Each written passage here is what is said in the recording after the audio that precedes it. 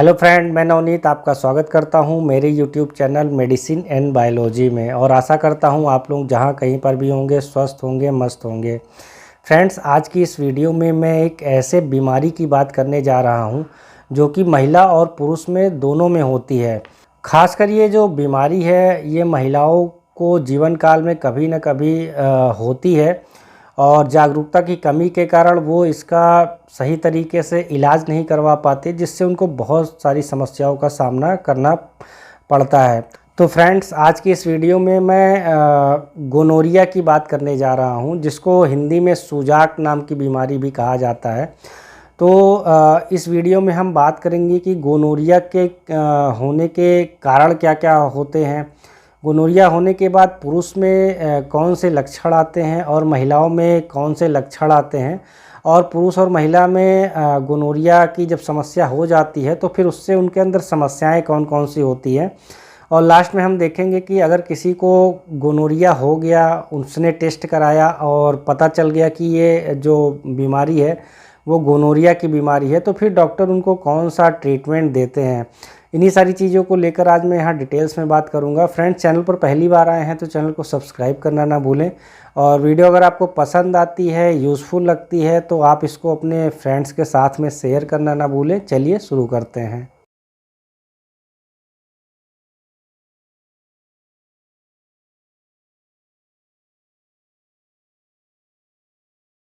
Gonorrhoea नाम की जो बीमारी है वो हमारे शरीर में वहाँ पर होती है जहाँ पर हमारे शरीर में नमी होती है। जैसे ये बीमारी हमारी आँखों के आसपास के एरिया में हो सकती है।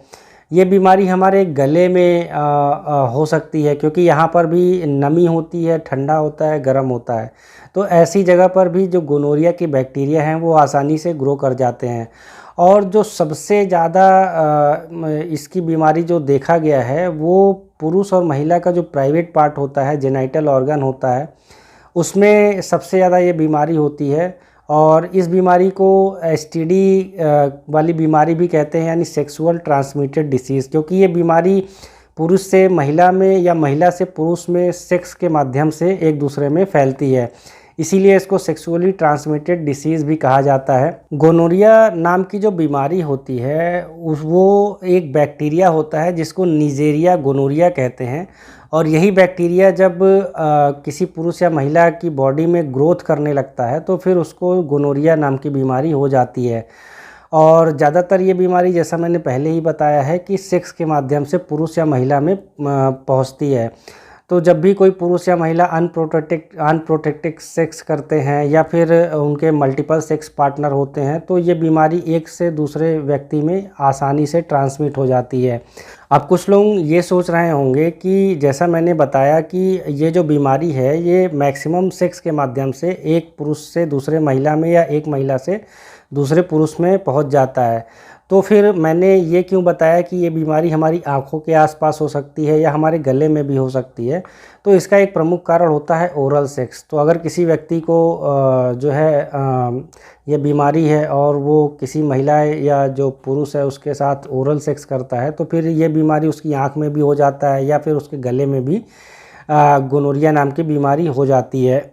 जब ये बीमारी शुरुआती अवस्था में होती है तो फिर ज़्यादातर ये लोगों को समझ में नहीं आती है, लेकिन जैसे जैसे ये बैक्टीरिया और ग्रोथ करते हैं, बीमारी बढ़ती है, तो फिर पुरुषों और महिलाओं दोनों में कई तरह की समस्याएं स्टार्ट हो जाती हैं।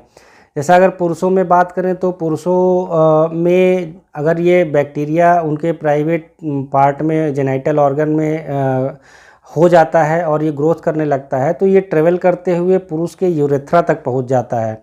और अगर महिला में ये गोनोरिया जो बैक्टीरिया है वो ग्रोथ करने लगा तो ये उनकी सर्विक्स तक पहुंच जाता है।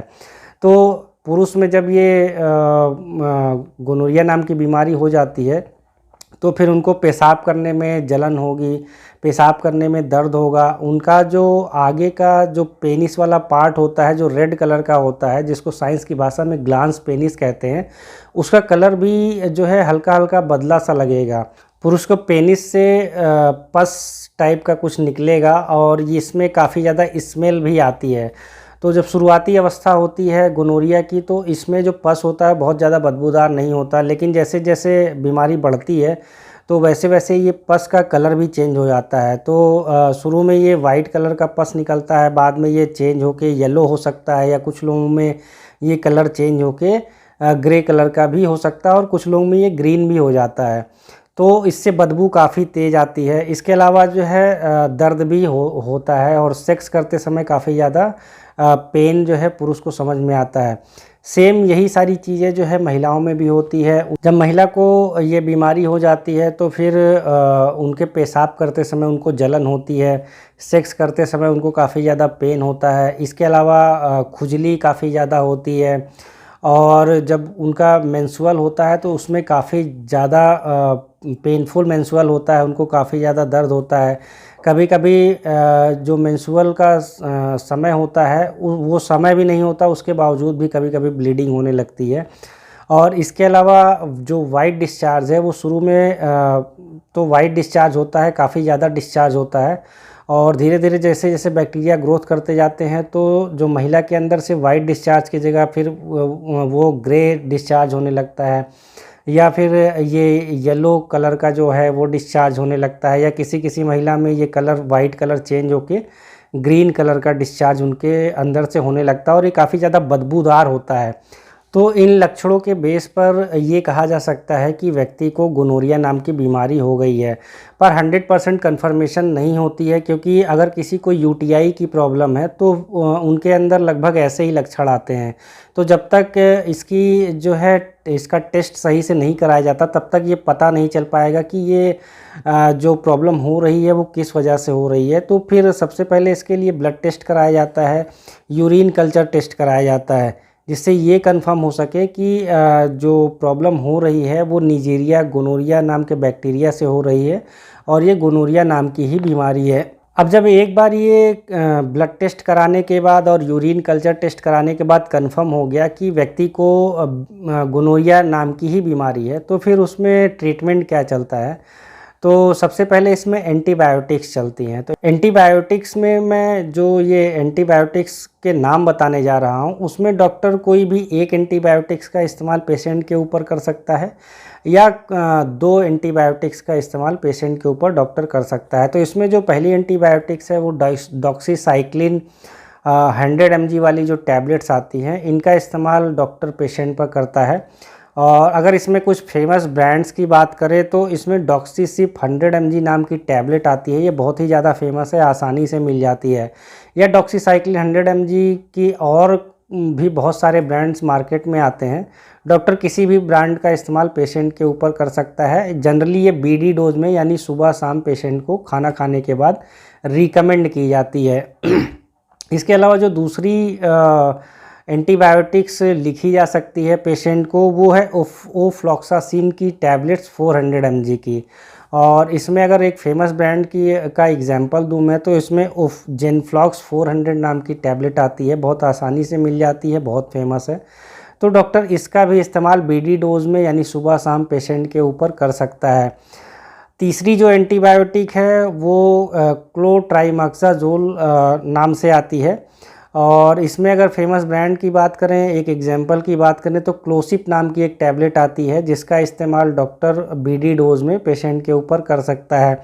या फिर डॉक्टर सिफोडॉक्सिन टैबलेट्स आती हैं, उसका बीडी डोज में पेशेंट के ऊपर डॉक्टर इस्तेमाल कर सकता है। तो इन जो चारों मैंने ये एंटीबायोटिक्स बताई, चारों में से कोई भी एक एंटीबायोटिक्स पेशेंट को दिया जा सकता है डॉक्टर के द्वारा, या कोई 2 एंटीबायोटिक्स पेशेंट को डॉक्टर के द्वारा दिया जा सकता है। और लगभग ये 7 से लेकर 15 दिन का ट्रीटमेंट होता है। जो मेडिसिन की डोज होती है वो हर पेशेंट पे अलग अलग होती है, क्योंकि हर पेशेंट का वेट अलग होता है, एज अलग होता है। तो खुद से इन दवाओं का इस्तेमाल ना करें, डॉक्टर की निगरानी में ही और डॉक्टर की देख रेख में ही इन दवाओं का इस्तेमाल करें।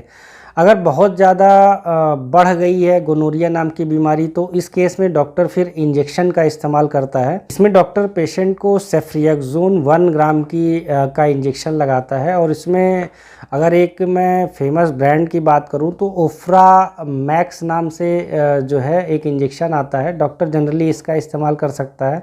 या इसी साल्ट की बहुत सारे जो हैं इंजेक्शन्स आते हैं मार्केट में। डॉक्टर किसी भी इंजेक्शन का इस्तेमाल पेशेंट के ऊपर कर सकता है। अब ये तो एंटीबायोटिक्स हुई जो कि बैक्टीरिया को किल करेगी, उनको ख़त्म करेगी। लेकिन जो साथ में जलन की समस्या आ रही है या पेन हो रहा है, दर्द हो रहा है, उस समस्या को दूर करने के लिए डॉक्टर जो है वो पेन किलर्स टैबलेट्स का इस्तेमाल कर सकता है। पेन किलर टैबलेट्स में डॉक्टर हो सकता है वो एसिक्लोफिनैक पैरासीटामोल टैबलेट का इस्तेमाल करे। और अगर इसमें कुछ एग्जांपल्स मैं बताऊं तो इसमें जीरोडॉल पी, जीरोडॉल एसपी नाम की टैबलेट्स आती है, या फिर इसी साल्ट में कुछ और मेडिसिन जो है पेशेंट को डॉक्टर दे सकता है। या फिर डॉक्टर पेन किलर्स में कुछ दूसरे साल्ट की मेडिसिन भी पेशेंट को दे सकता है, जैसे डाइक्लोफिनैक पैरासीटामोल का या तो कॉम्बिनेशन डॉक्टर दे सकता है। जिसमें ब्रांड की मैं बात करूं तो वोवेरान प्लस एक फेमस ब्रांड है। या फिर डॉक्टर जो है आइबुप्रोफेन और पैरासीटामोल का कॉम्बिनेशन पेशेंट को दे सकता है। इसमें मैं फेमस ब्रांड की बात करूं तो कॉम्बीफ्लान, आइबुजेसिक प्लस। तो कोई भी पेन किलर टैबलेट्स जो है, इन सारी में से कोई भी पेन किलर टैबलेट पेशेंट को बीडी या टीआईडी डोज में दी जा सकती है डॉक्टर के द्वारा। जब भी किसी पेशेंट को डॉक्टर पेन किलर टैबलेट्स देते हैं तो साथ में उनके वो एसिडिटी ना हो पेन किलर टैबलेट से, उसके लिए वो फिर वहाँ पर गैस की गोलियाँ भी देते हैं। जैसे कि वो ओमिप्राजोल डोमपेरिडोन का कॉम्बिनेशन पेशेंट को दे सकते हैं, या रेबिप्राजोल डोमपेरिडोन का कॉम्बिनेशन पेशेंट को दे सकते हैं, या फिर वो ओमिप्राजोल डोमपेरिडोन का कॉम्बिनेशन पेशेंट को दे सकते हैं। तो अगर इसमें गैस की गोलियों की मैं बात करूं, ब्रांड नेम बताऊं तो ओमेज डी नाम की दवा जो है पेशेंट को दी जा सकती है, या रेबीमैक डीएसआर नाम की दवा पेशेंट को दी जा सकती है, या ओमेज डी नाम की जो दवा है वो पेशेंट को दी जा सकती है। या फिर जो है एसीलॉक 150 mg की दवा जो है पेशेंट को दी जा सकती है। तो कोई भी ये जो एसिडिटी को दूर करने के लिए कोई भी गैस की गोली साथ में पेशेंट को लिखी जाती है। तो ये पूरा ट्रीटमेंट होता है। अगर किसी पेशेंट को गोनोरिया हो जाता है तो उसको एंटीबायोटिक्स दी जाएंगी, साथ में पेन किलर्स दी जाएंगी, और एसिडिटी ना हो उसके लिए कुछ गैस की गोलियां लिखी जाती हैं। तो ये ट्रीटमेंट जब 7 से लेकर 15 दिन तक लगभग चलता है तो पेशेंट को पूरी तरह से आराम हो जाता है और वो ठीक हो जाता है। आशा करता हूँ आपको मेरी ये वीडियो पसंद आई होगी, और पसंद आई होगी तो आप इसको दूसरों के साथ शेयर करना बिल्कुल ना भूलें। आपका बहुत बहुत धन्यवाद।